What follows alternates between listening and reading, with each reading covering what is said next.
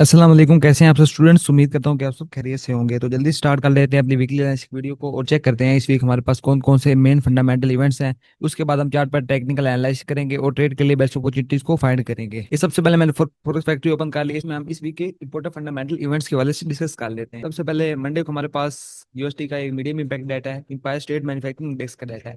ये डाटा हमारे पास कोई ज्यादा कोई इंपॉर्टेंट नहीं है, फिर भी अगर डाटा पॉजिटिव आता है तो इससे यूएसडी स्ट्रॉन्ग होता है, डाटा नेगेटिव आ जाए तो यूएसडी वीक होता है। बाकी डाटा रिलीज पर मार्केट में ज्यादा कोई वोलेटिलिटी नहीं आती। उसके बाद ट्यूसडे को हमारे पास काफी ज्यादा इंपॉर्टेंट डाटा है और रिटेल सेल्स और रिटेल सेल्स का डाटा है। ये डाटा हमारे पास काफी ज्यादा इंपॉर्टेंस रखता है। अगर इसमें प्रीवियस सीडिंग चेक करें तो 0.3% की थी और रिटेल सेल्स में जो फोरकास्ट की जा रही है वो 0.4% की जा रही है। अगर एक्चुअल डाटा पॉजिटिव आता है तो उससे यूएसडी स्ट्रॉन्ग होगा, एक्चुअल डाटा नेगेटिव आता है तो उससे यूएसडी वीक होगा। सेकंड नंबर पर हमारे पास रिटेल सेल्स का डाटा है। इसके अंदर प्रीवियस सीडिंग चेक करें तो वो 0.5% की है और जो फोरकास्ट को चेक करें तो वो 0.2% की जा रही है, लो फोरकास्ट की जा रही है। अगर डाटा पॉजिटिव आ जाए तो इससे यूएसडी स्ट्रॉन्ग हो जाएगा, अगर डाटा नेगेटिव आता है तो इससे यूएसडी वीक होगा, डीएक्सवाई पर इसका नेगेटिव इंपैक्ट पड़ेगा। ये डाटा हमारे पास काफी ज्यादा इंपॉर्टेंट है क्योंकि नेक्स्ट डे हमारे पास एफओएमसी रेट डिसीजन है और साथ हमारे पास एफओएमसी गोनी प्रोजेक्शंस भी रिलीज होंगी। तो ये डाटा अगर नेगेटिव आता है तो इसे डीएक्सवाई में अच्छी खासी हम सेलिंग देखेंगे। वह वेडनेसडे को हमारे पास इस वीक का सबसे इंपॉर्टेंट डाटा है, हमारे पास एफओएमसी रेट डिसीजन है। एफओएमसी रेट डिसीजन है हमारे पास जिसके अंदर ऐसे ही जो चांसेस हैं वो ये हैं कि फेडरल रिजर्व 25 बेसिस पॉइंट का एक रेट कट करेगा, जिसे अब अभी सीएमई वाच टूल में जाकर चेक करते हैं। मैंने वाच टूल ओपन कर लिया है फेड का। अगर इसके अंदर हम चेक करें तो 100% प्रोबेबिलिटी है कि फेडरल रिजर्व अपना रेट कट करेगा 25 बेसिस पॉइंट का। 25 बेसिस पॉइंट का एक रेट कट लाजमी होगा जैसे सितंबर 17 वाली मीटिंग में। तो सेकंड नंबर पर अगर हम चेक करें तो 93% प्रोबेबिलिटी है कि सिर्फ 25 बेसिस पॉइंट का ही रेट काट हो और उसके बाद हमारे पास 6.6% प्रोबेबिलिटी है कि जो रेट कट होगा वो 50 बेसिस पॉइंट का भी हो सकता है। बिल्कुल माइनर सी प्रोबेबिलिटी है कि 50 बेसिस पॉइंट का एक huge rate cut federal reserve deliver कर सकता है। अगर हम जो मार्केट को देखें, अगर हम इन्फ्लेशन के डाटाज को देखें तो वो ओवरऑल हमें इंडिकेट कर रहे हैं कि फेडरल रिजर्व को इंटरेस्ट रेट लाजमी कट करना चाहिए। तो इस फेड मीटिंग के अंदर फेडरल रिजर्व अपना रेट कट करेगा। उसके बाद अगर हम मजीद चेक करें तो साथ एफओएमसी इकोनॉमिक प्रोजेक्शंस भी रिलीज होंगी, डॉट प्लॉट भी रिलीज होगा इस एफओएमसी मीटिंग के अंदर। तो डाटा रिलीज पर मार्केट के अंदर काफी ज्यादा वोलेटिलिटी हम नोट करेंगे। साथ में हमारे पास एफओएमसी स्टेटमेंट भी होगी और एफओएमसी प्रेस कॉन्फ्रेंस भी होगी। तो ये हमारे पास इस वीक का सबसे ज्यादा इंपॉर्टेंट फंडामेंटल इवेंट्स है। इसकी बेस पे हम हल्की फुल्की सेलिंग देख सकते हैं डीएक्सवाई में इस वीक। अगर हम मजीद चेक करें तो थर्सडे आ गया। थर्सडे को हमारे पास यूएस का अनएम्प्लॉयमेंट क्लेम्स का डाटा है और फिली फेड मैन्युफैक्चरिंग इंडेक्स का डाटा है। तो एफओएमसी को हम मजीद कवर करेंगे डेली एनालिसिस की वीडियो के अंदर डिटेल के साथ कि एफओएमसी का जो इकोनॉमिक प्रोजेक्शंस हैं वो किस तरह के रिलीज हुए हैं और अब इनका लॉन्ग टर्म और शॉर्ट टर्म मार्केट के ऊपर क्या इंपैक्ट पड़ेगा, ये हम डेली एनालिसिस की वीडियो में कवर कर लेंगे। ये हमारे पास इंपॉर्टेंट फंडामेंटल इवेंट्स है। रेट कट की बेस पे हमें डीएक्सवाई में सेलिंग नजर आ रही है। तो हम ऐसा करते हैं कि चार्ट पर जाते हैं और टेक्निकल एनालिसिस कर लेते हैं और ट्रेड के लिए बेस्ट अपॉर्चुनिटीज को फाइंड करते हैं। ये सबसे पहले मेरे पास डीएक्सवाई का चार्ट ओपन हो चुका है। डेली टाइम फ्रेम मैंने ओपन कर लिया। डेली टाइम फ्रेम में चेक करें तो मार्केट के अंदर पहले रेंज थी, रेंज का डाउन साइड पे ब्रेकआउट किया, फिर उसके बाद मार्केट ने यहाँ पर एक बुलिश कैंडल बना दी थी जिसके हवाले से मैंने आपको बता दिया था कि हमारे पास ट्रैप है। मार्केट एटलीस्ट इस लेवल, ये जो D1 का ऑर्डर ब्लॉक सप्लाई एरिया पड़ा है, इसको टैप कर सकती है। इस कैंडल की बेस पे मार्केट ने इसको टैप किया और अगेन एक बेरिश कैंडल क्लोज किया है।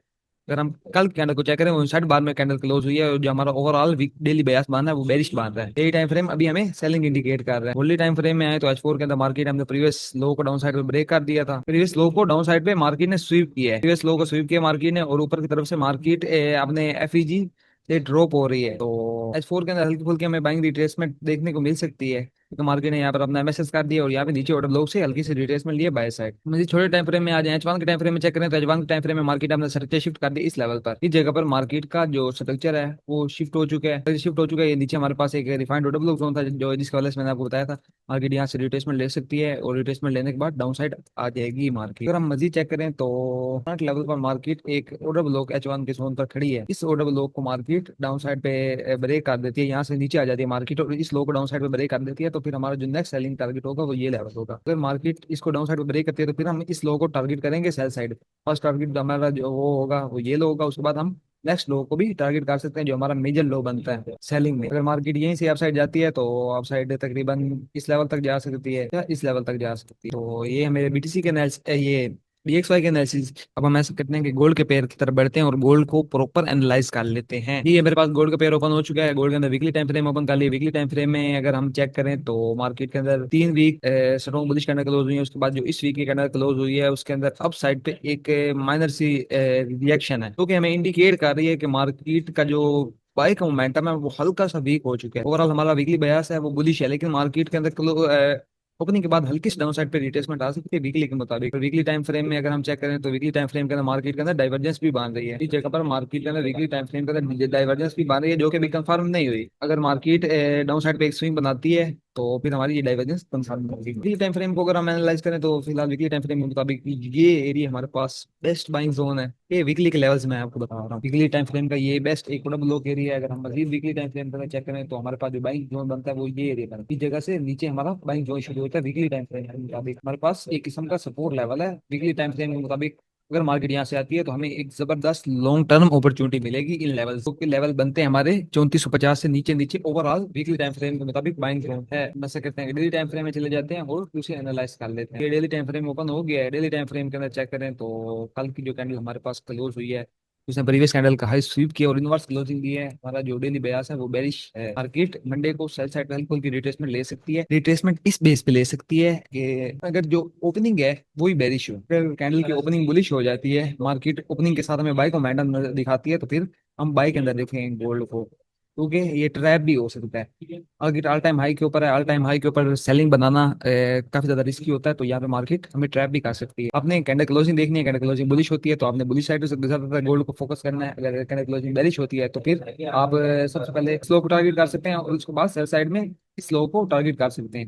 अगर हम मजीद चेक करें तो डेली टाइम फ्रेम के मुताबिक हमारे पास जो बेस्ट बाइंग एरिया बन रहा है वो ये बांध तकरीबन 3560 से हमारा बेस्ट बाइंग एरिया शुरू होता है डेली टाइम फ्रेम के मुताबिक। डेली टाइम फ्रेम का ऑर्डर ब्लॉक है। यदि छोटे टाइम फ्रेम में आ जाते हैं, H4 के टाइम फ्रेम में आ गए हैं। H4 के टाइम फ्रेम में अगर हम चेक करें तो मार्केट ने अपना प्रीवियस लो यहाँ पे इस लेवल पर स्वीप किया था। मार्केट ने यहाँ पर अपना प्रीवियस लो स्वीप किया था, उसके बाद बाय का मोमेंटम दिखाया मार्केट ने, उसके बाद मार्केट वहीं पे खड़ी है। H4 के अंदर चेक करें तो H4 के मुताबिक हमारे पास जो बेस्ट बाइंग एरिया बन रहा है वो ये बाइंग एरिया और ये सेकंड ऑर्डर ब्लॉक ये पड़ा है। H4 के मुताबिक हमारे पास बेस्ट बाइंग जोन है। अभी छोटे टाइम फ्रेम में आ जाते हैं, H1 टाइम फ्रेम में आए तो H1 टाइम फ्रेम के मुताबिक हमारा ये सिग्नरी बांधा ये पड़ा है हमारे पास मार्केट का प्रीवियस डे लो। फिर हमने स्टाइल लाइन का ब्रेकआउट दे दी है और रिटेस्ट के ऊपर हमारे पास योडा ब्लॉक पड़ा है। इसके बारे में मैंने आपको तकरीबन कल की वीडियो के अंदर भी बताया था। अगर कल की वीडियो के अंदर कल की वीडियो बेस पे किसी ने यहाँ से ट्रेड लिया तो उसको तकरीबन 150 प्लस की मूव मिली है। तो हमारे पास ये सिग्नरी हो कि अगर मार्केट इसको डाउन साइड पे स्वीप करती है H1 के अंदर तो फिर हम गोल्ड को बाय साइड टारगेट करेंगे। प्रीवियस डे लो भी है और ये हमारे पास बाइंग एरिया भी बना है। यहाँ से आप गोल्ड को बाय साइड टारगेट कर सकते हैं। अगर मार्केट इसे भी डाउन साइड पे ब्रेक कर देती है तो फिर हमारे पास ये लो टारगेट होगा। इस लो के स्वीप पर या नीचे वाले एरिया से हम गोल्ड को बाय साइड देखेंगे। गोल्ड के अंदर ओवरऑल इस वीक के अंदर हमें बाइंग देखने को मिल सकती है, क्योंकि इस वीक हमारे पास FOMC रेट डिसीजन है जिसके बेस के अंदर मार्केट के अंदर पंप हमें देखने को मिल सकता है। तो इस वीक के अंदर आप कोई भी ट्रेड करते हैं तो प्रॉपर SLTP के साथ ट्रेड कीजिएगा। छोटे टाइम फ्रेम में चले जाते हैं गोल्ड के पेयर में और मजीद इसे डीपली एनालाइज कर लेते हैं। 15 का टाइम फ्रेम मेरे पास ओपन हो गया है। स्ट्रक्चर मैपिंग मैंने कर लिया है। इसके अंदर हमारे पास यहाँ पे ब्रेक स्ट्रक्चर हुआ, तो उसके बाद हमारे पास यहाँ पे ये डिसीजनल था और ये एक्सट्रीम पॉइंट ऑफ इंटरेस्ट था जिससे मार्केट ड्रॉप हो रही है। अगर M15 के मुताबिक चेक करें तो M15 के मुताबिक M15 के अंदर market extreme point of interest के ऊपर रेंज कर रही है। एक्सट्रीम पॉइंट ऑफ इंटरेस्ट अब हमारा वीक हो चुका है काफी ज्यादा। 15 के मुताबिक मार्केट का ये सिनेरियो बन रहा है कि अगर मार्केट स्लो को डाउन साइड पे ब्रेक करे तो मार्केट के अंदर हल्की फुल्की सेलिंग आएगी। तो नीचे ये ऑर्डर ब्लॉक पड़ा है डिमांड एरिया। 15 का ये जो करंट सिनेरियो बन रहा है कि मार्केट इसके ऊपर टैप करे या इसे स्वीप करे, इसके स्वीप पर आप बाइंग देखेंगे। ये गोल्ड के अंदर अगर मार्केट अपने चेंज ऑफ ट्रैक्टर करके डाउन साइड पे आती है वो ज्यादा बेस्ट होगा। अगर मार्केट डायरेक्ट डाउन साइड पे आ जाती है वो भी आपके लिए बेस्ट होगा। ये है M15 के टाइम फ्रेम के एनालिसिस। M15 के टाइम फ्रेम के अंदर मार्केट हमें ये इंडिकेट कर रही है। मार्केट का ओवरऑल ट्रेंड हमारा बेरिश है, लेकिन फंडामेंटल हमें बुलिश बता रहे हैं और उसके बाद टेक्निकल्स बड़े टाइम फ्रेम के मुताबिक भी हमें हल्की फुल्की बुलिश ही इंडिकेशन दे रहे हैं। तो हम बुलिश ही देखेंगे गोल्ड को। लेवल से आप गोल्ड के अंदर अच्छी बाइंग देख सकेंगे। उसके बाद ये M15 का पहले लो है, इसके स्लीप पर आप अपॉर्चुनिटी देख सकेंगे अगर मार्केट डाउन साइड आ जाती है। ये थे हमारे गोल्ड के एनालिसिस। अब हम ऐसे करते हैं BTC पेयर की तरफ बढ़ते हैं और उससे एनालाइज कर लेते हैं। ये अब हम BTC पेयर की तरफ आ गए। BTC का वीकली टाइम फ्रेम अपन पहले वीकली टाइम फ्रेम को तभी चेक करें तो मार्केट अपने प्रीवियस सपोर्ट लेवल से उठ रही है अप साइड पे और वीकली टाइम फ्रेम अभी हमें स्टिल बाइंग इंडिकेट कर रहा है। वीकली बाइंग है और ऊपर हमारे पास एक वीकली ऑर्डर ब्लॉक पड़ा है, लेकिन ओवरऑल हमारा जो ट्रेंड है मार्केट का बुलिश है। तो यहाँ से हल्की फुल्की मार्केट शॉर्ट टर्म रिट्रेसमेंट तो ले सकता है, लेकिन ओवरऑल हमारा जो बयास है वो बुलिश है। वीकली टाइम फ्रेम हमें बुलिश ही इंडिकेशन दे रहा है। डेली टाइम फ्रेम में चेक करें तो मार्केट ने इस लेवल पर अपना MSS कर दिया था, स्टेटस शिफ्ट कर दिया था और डेली में एक वीक ऑर्डर ब्लॉक पर खड़ा हुआ है। यहाँ से हल्की फुल्की मार्केट डाउन साइड पे आ सकती है, लेकिन ओवरऑल हमें डेली के मुताबिक बाइंग नजर आ रही है। अगर H4 के मुताबिक चेक करें तो H4 के मुताबिक मार्केट अपने एक सप्लाई लेवल पर थी। सप्लाई लेवल से मार्केट ड्रॉप हो रही है अगर मार्केट यहाँ से ड्रॉप होती है, ये मार्केट अपने इस लेवल से ड्रॉप हो रही है, ये मेरे एनालिसिस से कल के, ये मैंने फ्राइडे वाली वीडियो के अंदर आपको एनालिसिस करके ये दिखाए थे। मार्केट अगर यहाँ से लिक्विडिटी लेती है, उसके बाद हमारे पास जो फर्स्ट बाइंग एरिया होगा वो ये होगा सपोर्ट लेवल, उसके बाद ये हमारा डिमांड एरिया बाइंग होगा, उसके बाद हमारे पास जो लास्ट बाइंग एरिया होगा वो ये होगा। इन कौन से आप बाइंग अपॉर्चुनिटी अवेल कर सकते हैं बीटीसी यूएसडी के अंदर। तो ये थे हमारे वीकली एनालिसिस। उम्मीद करता हूँ कि आप सब लोगों को ये वीडियो पसंद आई होगी। मिलते हैं जल्दी इंशाल्लाह एक नई वीडियो के साथ। अल्लाह हाफिज।